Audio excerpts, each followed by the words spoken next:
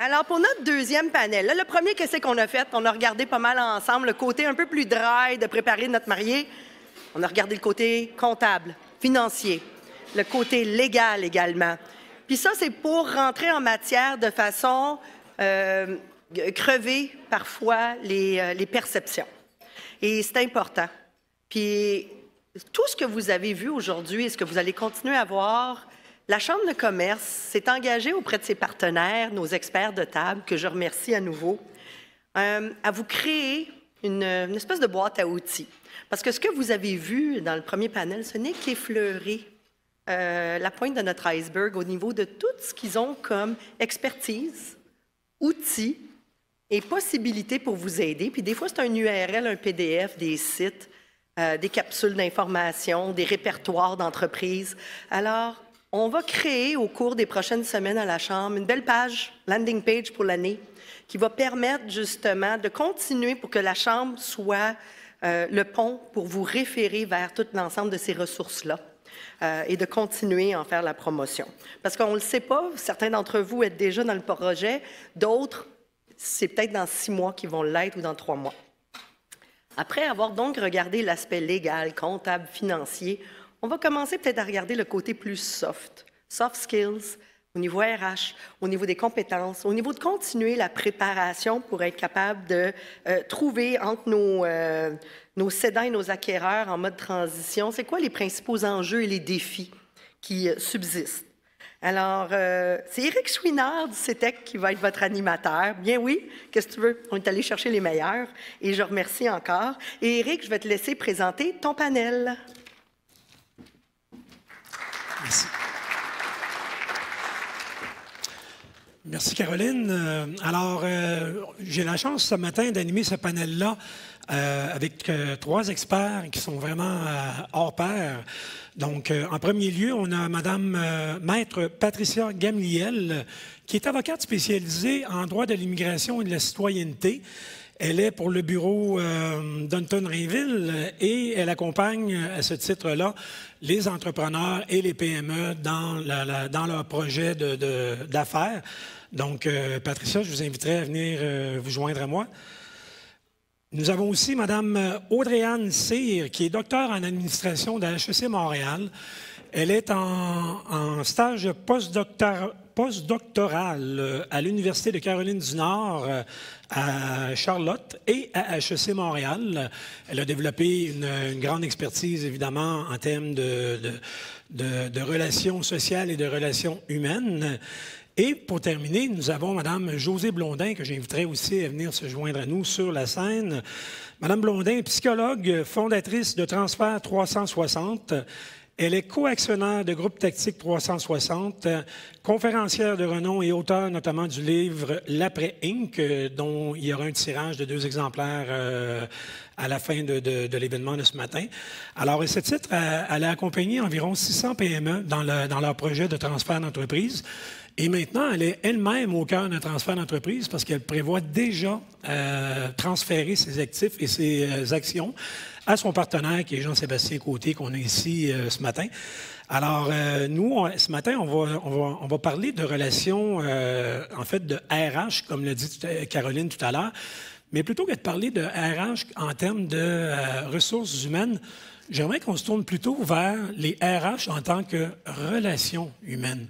Et c'est là-dessus qu'on va s'attarder ce matin avec les 3 panélistes et j'espère que vous trouverez votre compte là-dedans parce que l'humain est au cœur des transferts d'entreprise. Qu'on le veuille ou non, il faut toujours voir le côté plus organisationnel, plus légal, plus comptable et plus tout ce que vous voudrez. À la fin de la journée, il reste que le transfert d'entreprise, c'est une transaction qui se passe entre 2 individus, parfois plus. Et c'est souvent ce qui va faire que le transfert va dérailler ou peut-être même avorter dans certaines circonstances. Donc, les insuccès de transfert d'entreprise, lorsque ça arrive, c'est souvent lié à des événements ou des facteurs humains. Alors, sans plus tarder, mais je vous demanderai de donner une bonne main d'applaudissement à nos panélistes.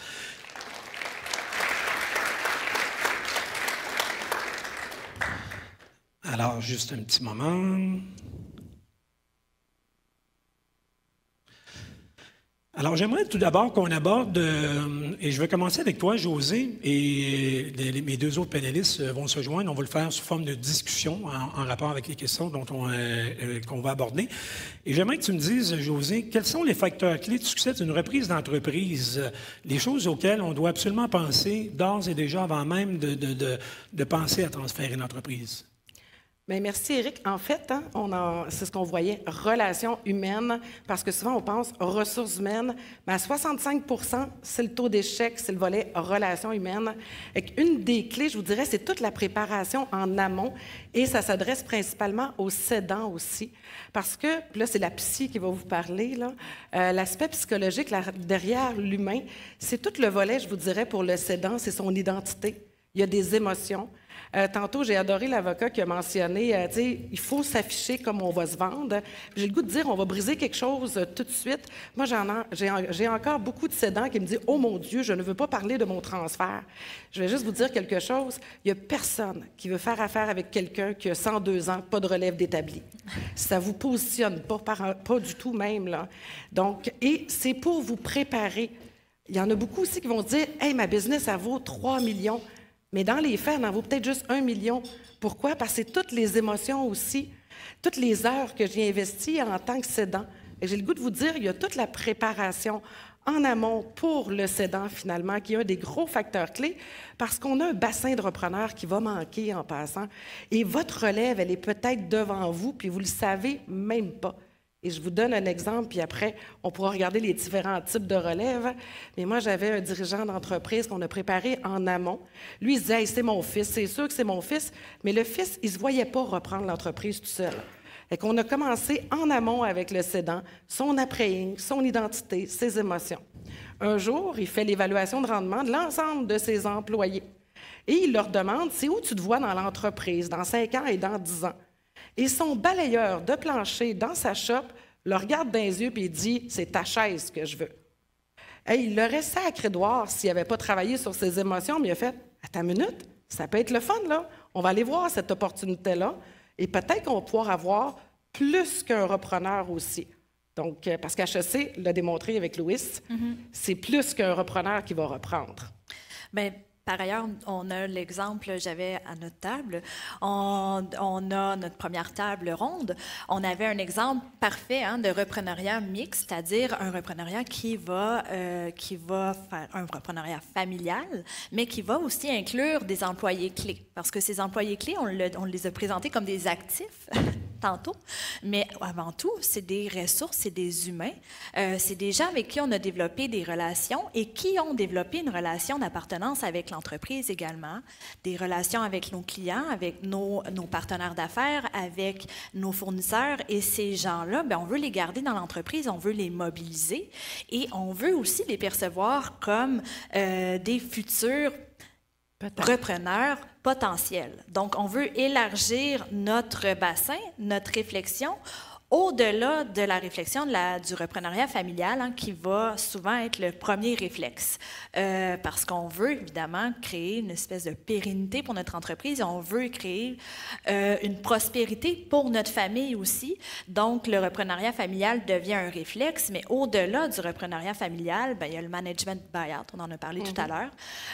Il y a le rachat d'entreprise à une tierce partie, mais il y a aussi tout plein de possibilités qui, mettons, transigent à travers ces trois facteurs ou ces trois façons de reprendre une entreprise. Si je comprends bien, il y a lieu de préparer la relève en amont et en amont de plusieurs années. Tout à fait. J'aimerais vous entendre là-dessus. En fait, je dirais, il y a 2 types de relève, souvent, on voit juste un type de relève, là, mais il y a 2 types de relève. Il y a votre relève d'actionnaire qui va pouvoir se faire en mix. Famille, employés, pourquoi pas un mix de l'externe. Il faut ouvrir nos horizons. Et vous avez des relèves de direction aussi. Donc, c'est des employés clés. Ils n'ont pas le goût nécessairement de vivre l'insécurité de l'entrepreneur, mais ils ont le goût d'être des intrapreneurs. Donc, ça aussi, il faut en tenir compte. Puis là, j'ai le goût de vous dire, là, on jase de transfert puis de positionnement. Parce que, là, honnête, il y a 2 réalités dans la vie qu'on n'y échappe pas, là, la mort et les impôts. Donc, et tu sais, j'ai le goût de vous dire, là, il faut commencer à y penser au transfert, mais allez-y en amont, c'est-à-dire tout le volet de la continuité aussi. Il y a toute une culture de continuité. Et quand on est rendu à positionner notre relève, bien, il faut penser pour le après. Jean-Sébastien, ma relève, vient d'être papa en passant. Et à chaque matin, il dit à son fils, transfert, relève, continuité. On le prépare, là, tu sais.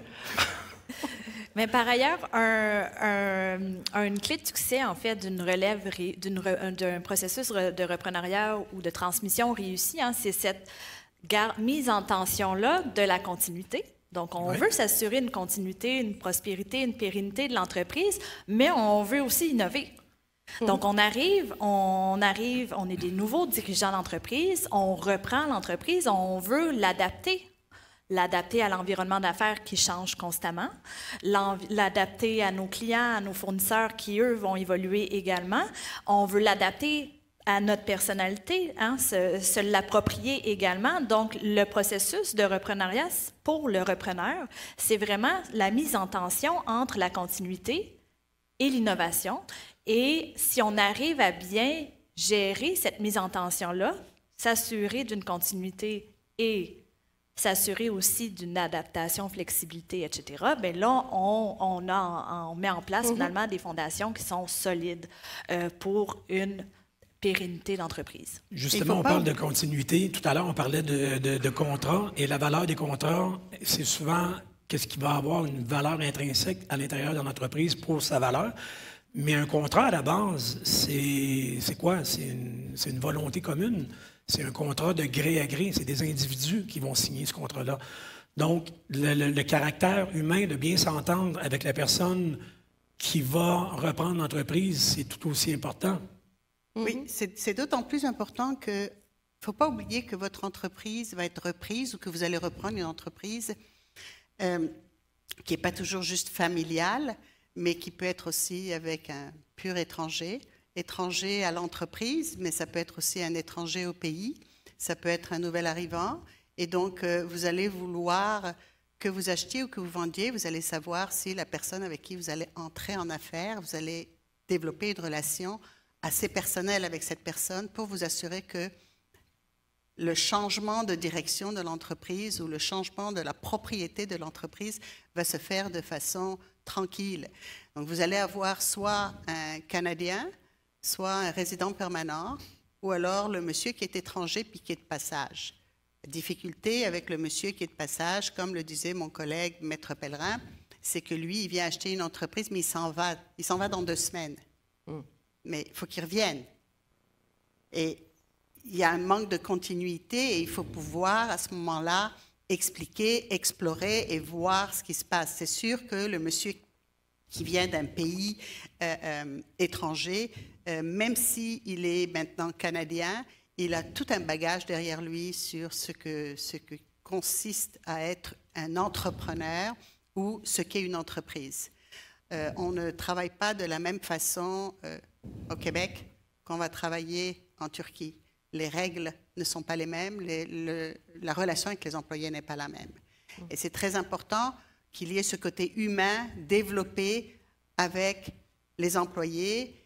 Il faut que les employés soient préparés. Donc oui, comme disait le panel avant, c'est très important d'avoir tous ces facteurs. Et nous, ce qu'on vous explique aujourd'hui, c'est que le facteur de la relation humaine, que ce soit entre le vendeur et l'acheteur ou entre les employés et l'acheteur, va être très, très important. On est aujourd'hui dans une situation, vous le savez très bien, où il y a une pénurie d'emplois. Et à cause de la pénurie d'emplois, l'entrepreneur qui a son entreprise, qu'il veuille la vendre aujourd'hui ou demain, va avoir tendance à prendre tout travailleur qui va se présenter parce qu'il en a besoin d'urgence et ne va pas toujours s'assurer que la personne qu'il engage a le statut nécessaire pour pouvoir travailler au Canada. Si je comprends bien, au-delà des règles et des lois qui régissent les entreprises, il y a aussi des coutumes qu'il faut aborder lorsqu'il s'agit d'un transfert d'entreprise qui implique des gens qui viennent de l'extérieur. Alors, c'est sûr que quelqu'un qui vient de l'extérieur, bon, si c'est quelqu'un qui vient en général d'un milieu où les règles, la réglementation, les lois, les règlements en matière d'emploi sont similaires à ceux qu'on retrouve au Canada. Vous n'avez vraiment pas trop à vous inquiéter. Mais c'est important de toujours mentionner et de toujours s'asseoir et travailler avec les avocats qui sont impliqués dans ce processus pour s'assurer que la personne qui va acheter l'entreprise va comprendre qu'il faut respecter certaines règles. Vous le savez, vous connaissez tous les règles en droit du travail. C'est très important que l'employé qui est payé un certain salaire, il est payé un certain salaire, il a un contrat de travail, il a des autorisations de travailler, il a des avantages et il a aussi des obligations. Il y a beaucoup de gens qui arrivent, qui veulent acheter une entreprise, mais ils n'ont pas forcément cette connaissance que beaucoup de gens ici ont automatiquement parce qu'ils ont grandi ici, ils ont été employés, ils ont une entreprise, ils connaissent les employés. Et donc, c'est très important de travailler avec les ressources humaines pour pouvoir gérer cette situation-là et qu'on puisse vendre une entreprise qui va continuer, qui ne va pas demain sauter parce que l'entrepreneur qui vient d'acheter l'entreprise a décidé que tous les contrats des employés, ce n'est pas bon.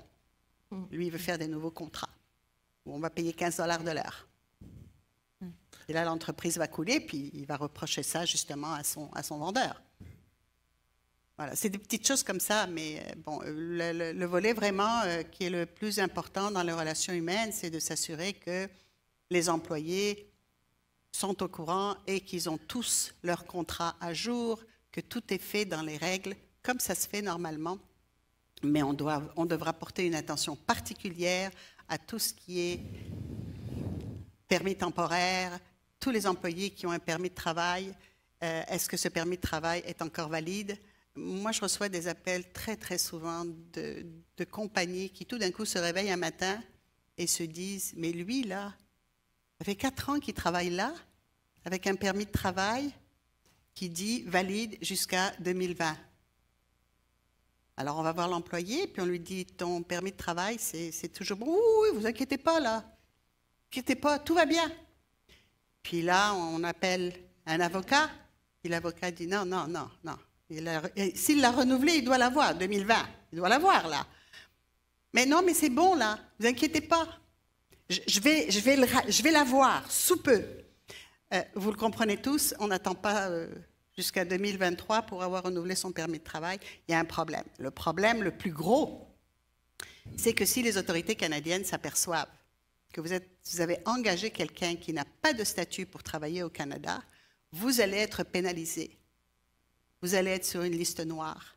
Vous ne pourrez plus engager un étranger. Et les conséquences peuvent être très graves. C'est sûr qu'il y a beaucoup d'employeurs qui vont dire « OK, mais si personne ne le sait, si on n'en parle pas, tout va bien. » Ça peut peut-être passer avec un employé. 2, 3, 4. Forcément, à un moment donné, la boîte de Pandore est ouverte. Et là, comme disait Maître Pellerin tout à l'heure, il ne faut pas attendre la dernière minute. Là. Il vaut mieux corriger au fur et à mesure. Alors, si vous avez quelqu'un qui achète une entreprise, c'est la question la plus importante à quelque part à poser, c'est est-ce que tous les employés ont le droit de travailler? Quels sont les statuts? Oui. Et c'est l'importance d'être transparent. Hein? On en parlait à ma table tout à l'heure, c'est-à-dire qu'il faut, entre le cédant et le repreneur, être capable d'ouvrir ses livres, d'avoir une bonne connaissance au niveau du cédant, de l'entreprise, des relations sociales qui sont développées au sein de l'entreprise, du statut de ses employés. Est-ce que les employés ont tous le droit, les permis pour travailler? Est-ce que mes contrats sont à jour? Est-ce que mes livres sont à jour? Donc ça, c'est important de faire ce travail-là pour le cédant. En même temps, une préparation psychologique pour préparer ce cédant-là à quitter l'entreprise. Donc, c'est beaucoup de travail pour le cédant en préparation. Du côté du repreneur, il faut être aussi ouvert à toutes sortes de possibilités. Donc, quelle sorte d'entreprise j'achète? Quelle sorte d'entreprise je reprends? qui sont mes employés. Il faut s'intéresser aussi, il faut poser des questions. Donc, c'est une responsabilité qui est partagée. Puis quand cette responsabilité-là, elle est endossée de part et d'autre, bien, ça favorise un processus de transmission qui est beaucoup plus fort, qui est beaucoup plus périn et qui a beaucoup plus de chances de réussir. Ça m'amène à la question, quelles sont les compétences humaines que devraient développer les cédants et les repreneurs? Puis je continuerai avec toi là-dessus, Audrey-Anne, et j'invite les mesdames aussi à se joindre à la conversation. Donc, on a parlé tout à l'heure beaucoup du contrat. Le contrat est une façon, finalement, de gérer les relations entre différentes entreprises, différents humains. Derrière tout contrat, il y a des humains. Et il y a des humains qui sont en relation. Donc, on a des contrats qui sont formels et qui viennent aider à baliser, finalement, les relations humaines puis les transactions à travers les entreprises. Au-delà de ça, on a des relations entre des humains. Et pour pouvoir valoriser les contrats dans un processus de reprenariat, donc, on doit finalement s'assurer que notre repreneur, comme cédant, on doit s'assurer que le repreneur soit capable finalement d'avoir une relation qui est aussi forte ou aussi intéressante au-delà du contrat. Autrement, le contrat, il va rester là, il va peut-être pas être renouvelé. Il va peut-être moins être flexible. Donc, on a des fois des cédants qui vont dire, bon, finalement, ce mois-ci, ça va pas super bien. Ils vont dire ça à leur fournisseur. Puis le fournisseur va dire, ça fait 40 ans que je te connais, ça fait 40 ans que je suis payé. Bien, tu sais quoi? C'est correct. Et moi, je sais que tu vas me payer le mois prochain. Donc, il y a une certaine flexibilité qui vient s'ajouter au contrat formel et qui, lui, se vit dans la relation. Donc, pour revenir à la question, c'est important de gérer les relations. Et pour un cédant, il faut avoir l'ouverture d'esprit. Il faut être capable de dire, moi, je suis ouvert à d'abord parler de mon processus de relève, à faire en sorte que mes clients, mes fournisseurs, mes employés deviennent des parties prenantes de ce processus-là pour les embarquer dans le bateau. Il faut que ces gens-là se sentent impliqués dans les prises de décision pour qu'ils puissent finalement transiger eux aussi dans ce processus de changement-là et rester. Du côté du repreneur, il faut qu'il soit capable aussi d'avoir une certaine humilité. José, j'aimerais t'entendre, à titre de psychologue, les compétences que devraient développer les cédants et les repreneurs lors d'un transfert d'entreprise, les compétences humaines, bien sûr. En fait, je vais vous l'illustrer. Je pense qu'avant même de positionner ma relève, à un moment donné, je disais à mes cédants, je disais, il faut passer de siège conducteur à passager. Tiens, wrong way, en passant, là, il n'y a pas un dirigeant d'entreprise qui a le goût d'être assis sur le côté passager. Là, l'image que je vais vous illustrer, c'est imaginer les anciennes voitures. Puis là, j'espère que tout le monde, vous avez connu ça, là, parce que là, ça me vieillit trop sinon. Tu sais qu'on appelait les voitures qui avaient des grandes banquettes, on appelait ça les love seats, là. Ça vous dit de quoi, là? Rassurez-moi, là. OK. Bon, c'est ça, en passant, là, le transfert avec ses compétences. C'est que, puis là, souvenez-vous, là, c'était une grande banquette, puis il y a la zone en plein centre, qui est la zone intimiste. Donc, ce qu'on appelait dans le temps, c'était le banc de la belle-mère. Okay? Mais il faut, dans le fond, que les deux ensemble, c'est pour ça que c'est une transition, puis qu'il y a des aspects psychologiques, puis ça se fait pas en criant ciseaux, puis ça se prépare. Bien, il faut s'en aller dans cette zone-là. Il faut regarder nos stratégies de communication ensemble aussi. C'est pas juste au niveau interculturel. Je viens du Saguenay-Lac-Saint-Jean, je te jure que j'ai mes expressions, là, tu sais. Donc, il faut être capable de se comprendre. Il y a de l'émotion aussi à travers tout ça. Il faut s'assurer des valeurs. On a parlé de la vision, mais est-ce que les valeurs vont être communes aussi? Puis là, tranquillement, comme tu mentionnes, on va transférer des choses à notre relève, les trucs du métier, les relations avec les fournisseurs. Et tu sais, avant d'être une transaction, c'est une transition. Puis là, tranquillement, lui, il va faire ses classes, notre repreneur aussi. Tu sais, on veut pas là, que quelqu'un conduise sans permis de conduire, là. Fait que là, on va l'amener tranquillement de l'autre côté. Mais là, tu auras compris que cette banquette-là, là, elle avance d'un coup, hein? Et qu'on ne pouvait pas l'ajuster en roulant, là. Il faut que ça avance d'un coup. Et que ça te prend des temps d'arrêt.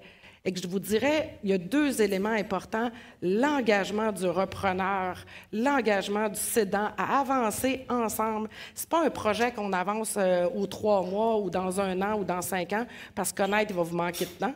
Et qu'à chaque mois, on avance. Puis, j'ai Jean-Sébastien, à un moment donné, qui me dit, tu sais, José, il dit, l'ego dans un transfert, là, bien, il faut l'enlever, ce volet-là de l'ego. Puis il me dit, tu sais, il dit, on a juste enlevé une lettre du mot ego pour avancer, puis c'est le E. Bien Je dit. te cite. Bien dit.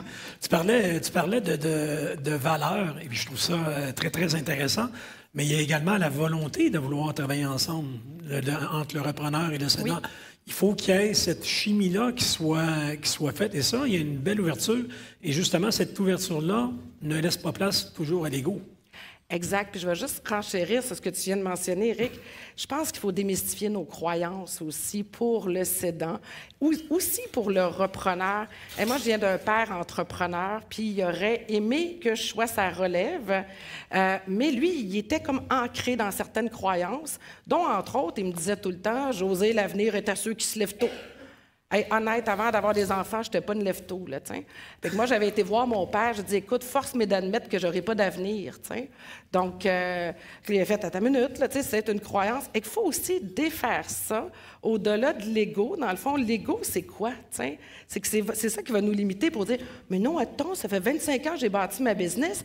C'est pourquoi qu'on fait ça? Parce qu'on a tout le temps fait ça comme ça. Et non, mets ton ego de côté, on peut revamper les choses, ramener ça au niveau de la technologie. On n'a pas le choix en passant. Toutes nos entreprises doivent passer au 2.0. C'est qui va le faire? Moi, je suis une techno-tweet. C'est ma relève qui va le faire, là, tiens. Honnête, je m'en viens le beginner plus. Là. Puis après ça, c'est nos croyances. Il faut se questionner. Pourquoi je veux tel profil aussi? Donc, et allez-y avec les tests psychométriques aussi, là. Et c'est de là l'idée, hein? Ouverture pour le cédant, humilité pour le repreneur. Donc, ouverture de revoir ses schémas, de revoir ses billets, de revoir aussi ses possibilités repreneuriales. Donc, c'est qui mon pool potentiel de repreneurs? Bien, c'est pas juste mes enfants, c'est pas juste mes employés. Ça peut être quelqu'un qui n'existe pas sous le radar pour l'instant, mais si on n'a pas l'ouverture d'esprit pour revoir nos a priori, notre vision, ce qu'on avait pensé, mettons, on a un enfant, on a une entreprise, on se dit, ça y est, on a l'héritier. C'est peut-être pas ça qui va se passer. Peut-être que l'enfant ne sera pas intéressé. Donc, il faut être ouvert d'esprit, puis il faut être ouvert d'esprit aussi par rapport aux façons de faire. Donc, on inclut quelqu'un de la nouvelle génération dans l'entreprise. Souvent, il est plus jeune que nous. Et là, bien, eux, ils arrivent avec des nouvelles connaissances, des nouvelles valeurs, des nouveaux idéaux, sont peut-être plus enclin à des nouvelles pratiques. On pense à l'EDI, hein, qui prend beaucoup de place dans nos entreprises maintenant, toutes les pratiques ESG en gouvernance. Donc, les nouvelles générations sont un peu plus sensibles à ces nouvelles idées-là et qui vont circuler, qui circulent de plus en plus. Et le repreneur, bien, lui, le cédant, il est toujours, lui, dans sa façon de faire depuis 40 ans. Bon, il faut être ouvert. Oui. Mais aussi, il faut être humble du côté du repreneur parce que, et ça on revient à l'ego. Il faut être capable aussi de dire, ben. Et la volonté de travailler ensemble. Moi, oui. Puis c'est dans cette tension-là que la volonté va venir. Mais les rythmes vont être différents. Oui. Oui, et on peut avoir le contraire. On peut avoir aussi le cédant qui est très à la page et à l'heure et tout ce qui concerne la technologie, etc., et qui gère son entreprise avec toute la nouvelle technologie, et avoir un repreneur qui, lui, ne travaille pas trop avec la technologie parce que lui, il est plutôt hands-on, il a plus les mains dans l'affaire. Et il va falloir s'entendre, il va falloir arriver à travailler avec quelqu'un à qui vous voulez vendre votre entreprise, mais c'est pas qu'il est non seulement pas très dans la technologie moderne, mais on va faire comment avec les employés? Et eux sont déjà dedans depuis pas mal de temps. Donc, il va falloir faire... En fait, tout le monde dans cette histoire doit apprendre de l'autre et être prêt à apprendre. Donc, pas juste le cédant, mais aussi la personne qui reprend l'entreprise. Il faut qu'elle soit prête à reprendre une entreprise telle qu'elle est et telle qu'elle se développe, si on veut vraiment continuer à la développer. On parle souvent... Oh, vas-y. excuse-moi, je voulais renchérir avec vous. D'où l'importance d'inscrire ça dans une gestion du changement, finalement. Oui, absolument. Donc, tu sais, il y a une culture de continuité, mais ça s'inscrit dans un volet gestion du changement. Puis ça, on le néglige, tu sais. Donc, la transition devrait suivre aussi la courbe d'un changement pour assurer le succès, là, finalement, de la transition. Et les rythmes aussi qui vont être différents, cédants, repreneurs aussi. Là. Et un changement qui est tout azimut, c'est-à-dire financier, légal, on en a parlé tout à l'heure, stratégique, Tout à fait. humain. Donc, il y a vraiment, c'est vraiment multidimensionnel le processus de transmission, puis il ne faut jamais l'oublier. Il ne faut pas arriver 6 mois avant puis dire, bon, je suis prêt à faire ma transaction, j'ai trouvé mes repreneurs, bon, lui, là, il m'a dit qu'il est intéressé, puis ça y est, ça va se faire, c'est fini. Donc, c'est vraiment beaucoup, beaucoup d'aspects à prendre en compte. Des fois, c'est même technologique, social, donc on pourrait en rajouter. C'est multidimensionnel. Mais Audrey-Anne, d'où l'importance, Oui. comme tu mentionnais tantôt, notre fameux plan de transfert. C'est pas juste de regarder juste les éléments de la transaction. C'est pas juste de regarder, comme tu mentionnes, c'est qui mon repreneur, c'est quoi ses habiletés. On va toucher d'autres dimensions là-dedans. On va toucher des aspects qui concernent l'organisation au niveau, justement, le volet technologique, finalement. On va l'intégrer, on va poser des questions au niveau gestion du changement. Un plan d'action de transfert devrait être fait aussi avec le cédant, devrait aussi être fait avec un repreneur. Donc, évidemment, on peut le faire juste avec le dirigeant s'il veut le vendre à l'externe pour le préparer aussi. Mais il y a plusieurs dimensions à ne pas négliger dans un plan de transfert. Là. Il y a un modèle très, très simple, un petit peu, que j'utilise parfois avec les gens qui me consultent. C'est imaginer que vous êtes en train de vendre votre ferme. Vous allez vouloir échanger avec la personne qui veut acheter votre ferme. Regarde, moi, là, les tomates, je les fais pousser comme ça. C'est ce genre de tomates qui marche le mieux au Québec. C'est cette façon de faire pousser les tomates. C'est les engrais que j'utilise ou que je n'utilise pas. C'est le genre de maïs que je fais pousser. Le maïs, il est de tel... C'est certain que la personne qui reprend votre entreprise, elle peut avoir beaucoup d'expérience dans le monde fermier, mais elle peut aussi avoir de l'expérience d'un monde étranger au vôtre. Et si elle vient de Kelowna, à 3 heures de Vancouver, elle n'a pas la même expérience fermière, entre guillemets, que vous au Québec. Puis ça, c'est quelque chose où il faut vraiment s'entendre ensemble et échanger et partager. Et on a toujours à gagner dans n'importe quel domaine, n'importe quand, on a toujours à gagner à échanger. On parle souvent que les cédants ne sont pas nécessairement toujours prêts à passer à la transaction. Et il y a comme un côté un peu réfractaire à mettre l'entreprise et à accueillir des nouvelles personnes éventuellement. Et j'aimerais savoir la meilleure façon d'approcher un cédant. Et je commencerai peut-être avec Patricia là-dessus. Et j'inviterai mesdames aussi à se joindre à la conversation. Donc, comment faire pour un repreneur d'aborder un cédant? Bien, comme je l'ai dit, il faut commencer par échanger. Il faut quand même commencer à se parler. Il faut, en quelque sorte, presque devenir des amis. Il faut vraiment pouvoir partager nos secrets parce que on ne peut pas vendre une entreprise juste. C'est mon entreprise, c'est mon bébé, je vais le vendre, puis je dis rien à personne, puis qui se débrouille, lui, il va acheter, il va se débrouiller. Non, vous avez des employés souvent. Si c'est une entreprise d'une personne, je peux comprendre. Un dépanneur, il n'y a pas grand-chose à partager, sauf les fournisseurs. Parlez avec les fournisseurs. Ça s'est dit tout à l'heure, il y a des fournisseurs qui vont vous donner la possibilité de payer dans 1 mois ou dans 2 mois. Mais ça aussi, ça fait partie de la discussion à avoir. Mais si vous avez des employés, il faut penser aussi aux employés. L'idée, c'est pas que les employés, demain, quittent l'entreprise parce que le monsieur qui a repris l'entreprise, ça ne sait pas c'est qui. Je vais me permettre de renchérir, Éric, puis je vais vous conter l'anecdote, là. Jean-Sébastien faisait partie de mon équipe là, de consultants. Puis j'ai le goût de dire à tous les repreneurs, si vous avez envie, bien, foncez puis osez finalement. Et c'est là aussi, il faut voir quel profil qu'on va chercher aussi. Là. Et Jean-Sébastien, c'était en 2021. Ouais, 2021. Très maladroitement, il me dit « Hey, José, il dit, t'as-tu déjà pensé un jour laisser ta place? » Écoute, j'ai fait « Hitch! » Ça fait mal, ça, là. Ça fait 20 ans que je fais vivre ça à mes dirigeants d'entreprise, finalement. Donc, après 2 bouteilles de vin, non, c'est pas vrai. J'ai pris un pas de recul, puis j'ai fait, OK, mais tu sais, c'est à la beauté qu'il a osé, finalement, s'avancer. Donc, et c'est de là, après, qu'on peut oser et avancer ensemble. Puis là, mais on s'engage, tu sais, on n'est pas... Nous, on s'est fiancés professionnellement, là. On s'est fiancés sur une période, et après, on s'est dit, puis tu sais, on n'a pas un pas, on n'a pas un pied dans la porte puis un pied dehors, là. On s'est engagé. Puis, by the way, je m'en vais pas demain matin, là. Tu sais, j'en ai encore pour 10 ans, j'ai d'autres projets, puis ainsi de suite. Ça se fait dans le temps. Et j'ai le goût de vous dire, les cédants, pensez pas que demain matin, vous partez. Au contraire, puis ça va vous donner le temps de trouver votre identité. C'est pour ça qu'un plan de transfert devrait s'échelonner en priorité 1, 2, 3. Puis je vous dirais, après, il faut prévoir le post-transactionnel. Ça ne s'arrête pas, cette affaire-là. Là, si je comprends je bien... rajouterais quelque chose. Vas-y. Les cédants, ne fermez pas la porte. Ah non. Parce que si vous fermez la porte, vous risquez de perdre une partie prenante. Par exemple, on a un employé qui annonce, qui dit... qui est ouvert, qui prend son courage à 2 mains, qui va voir le propriétaire, puis qui dit, moi, je veux prendre la place. Puis là, on dit, non, mon fils, là, il est à HEC Montréal, là, il va leur prendre la place.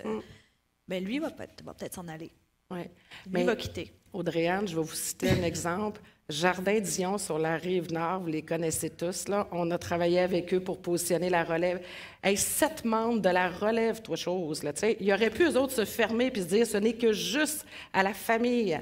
Mais il y a un employé clé qui a osé et qui ont parti une division, finalement, à l'intérieur, d'où l'idée, on n'en a pas parlé, mais des structures de gouvernance, votre conseil de famille, donc c'est l'instance où on jase dans la famille, finalement, vous allez avoir votre CA, et que ça a laissé de la place aussi à cet employé-là, et que ça demeure dans la famille, mais on a une division. Et que, tu sais, je renchéris en disant, bien, place à la créativité. Il n'y a pas un modèle de même, mais il faut tenir compte des enjeux, justement, humains, psychologiques, avant de penser tout de suite à la transaction. T'sais. Il nous reste très peu de temps. Alors, si je comprends bien, le thème sous-jacent qu'on parle depuis tout à l'heure, au fond, c'est d'avoir une grande communication entre le cédant et le repreneur. Donc, le thème de la communication, que ce soit avec les employés, que ce soit avec les intervenants, on l'a vu tout à l'heure avec Maître Pellerin qui disait mettez-vous en vente, parlez-en à votre réseau, ou des trucs comme ça. Donc, la communication est au cœur du succès d'un transfert d'entreprise en termes de relations humaines. Est-ce que je me trompe? Moi, je dirais au-delà de la communication, j'irais même avec la socialisation. Oui. C'est-à-dire que c'est pas seulement l'idée de communiquer puis de partager un avec l'autre, mais c'est aussi de transmettre, de transférer, de partager des valeurs, des façons de faire, des normes, des pratiques, des processus. Donc, il y a vraiment... Puis ça se fait dans l'interaction quotidienne, parfois, entre le repreneur et le cédant. Ça se fait aussi dans la longévité, en long terme. Donc, un processus de transfert, ça se prépare, ça se vit, donc un règne conjoint, on appelle. Et il y a aussi l'après. Et cet après-là, ben, il faut trouver une nouvelle place au cédant. Puis souvent, le cédant, ben, c'est aussi un actif. On l'oublie, mais c'est un actif. Donc, le cédant, c'est quoi sa place? C'est quoi sa nouvelle place dans l'entreprise? C'est quoi sa nouvelle place, des fois, dans l'industrie? Parce que le cédant va peut-être se réinventer en allant créer une autre entreprise. Il va peut-être se réinventer en allant devenir président d'une association industrielle. Il va peut-être se réinventer en allant dans l'enseignement. Peu importe. Il va peut-être devenir un mentor avec il va peut-être devenir un mentor. Peu importe. Il va se réinventer. Il ne va pas juste aller... C'est rare qu'un cédant va aller s'asseoir... quand il était dirigeant d'une entreprise, s'asseoir au soleil à rien faire. Là. Donc, la plupart du temps, les gens, c'est des gens hyperactifs qui vont refaire quelque chose d'autre et qui vont graviter autour de l'entreprise. Et il faut reconnaître que ces cédants-là, ils vont avoir un rôle à jouer. Et ce rôle-là, il faut le préparer. Je renchérirais. Combien de fois j'ai demandé aux cédants, mais qui êtes-vous? Et là, il me disait, mon cédant, bien écoute, je suis président de telle entreprise. Puis là, je répétais, mais vous êtes qui? Et là, je vous jure, là, une biche sur l'autoroute. Et qu'à un moment donné, il faut voir, c'est quoi mon identité? Donc, tu sais, moi, je carbure à la création, donc je vais continuer à vouloir créer. Je vais peut-être continuer d'être ambassadeur pour mon entreprise aussi. Puis pour répondre à ta question, avant, on disait, vous vous souvenez, on avait le quotient intellectuel qu'on mesurait. Après, ça a été le quotient émotionnel. Où on est rendu, c'est le quotient relationnel. Donc, c'est toutes les stratégies de communication. Puis là, c'est pas juste dans votre gouvernance. Il y a la question des perceptions, il y a la question des émotions. Donc, c'est pour ça que communiquer, c'est beaucoup plus large, justement, qu'on pense, là. Merci, mesdames. C'est tout le temps qu'on avait. Est-ce qu'il y a des questions de la part de l'auditoire? Oui, j'ai une question ici. Bonjour. Merci, premièrement, pour votre présentation. Très intéressant. J'aurais une question. Est-ce que vous pensez qu'aujourd'hui, en 2024, il faudrait changer le paradigme d'une vente d'entreprise pour capitaliser sur l'humain plutôt que sur les chiffres? J'ai ma petite idée là-dedans. Là. Je vous laisse la parole. Bien, la réponse simple, c'est oui. La réponse simple, c'est oui. La réponse moyenne, c'est qu'il y a de plus en plus de recherches qui sont faites sur le développement d'indicateurs de performance sociale qui passent par un indicateur de performance sur la façon dont on gère nos employés, le relationnel à l'intérieur de l'entreprise avec les parties prenantes plus larges, écologique, transition durable, etc. Donc, il y a beaucoup qui est en train d'être fait pour être capable de finalement quantifier le relationnel et le social et écologique dans les entreprises. Puis là, on est dans cette transition-là. Mais c'est ce qui est difficile en ce moment, c'est de quantifier. Dans une transaction, il faut quand même à la fin quantifier. Et là, pour l'instant, comme je l'ai dit, bien, on peut valoriser, on peut avoir des contrats, ça a une valeur rationnelle, là, donc on peut quantifier un contrat. Par contre, au-delà du contrat, si on veut le valoriser, bien, il y a un facteur humain qu'il va falloir prendre en compte, puis peut-être... Et vous en avez parlé tout à l'heure, les contrats des employés, quel que soit le niveau de l'employé dans l'entreprise, vous voulez acheter une entreprise où vous savez que les contrats ne se terminent pas dans un mois. Tout à fait. Tout à fait. Et je dirais, et je rajouterais, avant même que ça soit une transaction, il y a une transition. Et la transaction ne pourra pas voir le jour si justement le cédant n'est pas prêt. Il va choquer rendu à signature, là. Et il faut penser aussi à la préparation de nos repreneurs. C'est tout un volet humain qui assure en passant le post-transactionnel. Et ça va être important parce que c'est de là qu'on est demain, là. C'est nos PME qu'on veut qui se continuent à travers des années aussi, là. Merci pour votre expertise, madame. Je pense qu'on a une dernière petite question ici. Désolé, on va pouvoir applaudir tantôt. En fait, on parle beaucoup de culture d'entreprise. Moi, c'est comme ça, je le vois, cette belle conversation. Puis, tantôt, tu parlais de quantifier certains aspects, mais on s'entend que la culture d'entreprise est extrêmement importante. Et comment on fait pour mettre une valeur monétaire là-dessus? On ne sait pas encore. C'est un grand défi.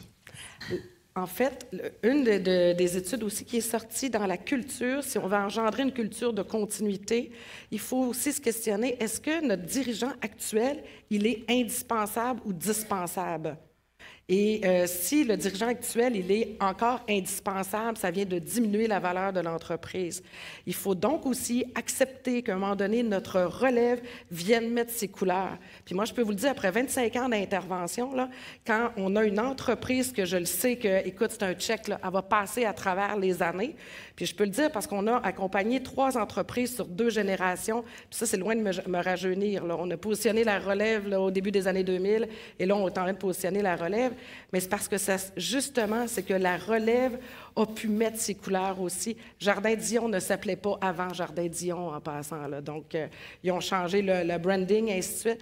C'est demeurer les Dion, mais les couleurs ont été mises pour cette culture de continuité-là par les repreneurs. Donc, continuité, innovation. Voilà. Gardez en tête qu'il y a 3 savoirs qu'il faut transférer. Il y a le savoir lui-même, il y a le savoir-faire qu'il faut transférer, mais il y a également le savoir-être. Et le savoir-être va souvent ce qui va permettre la pérennité des contrats avec une entreprise.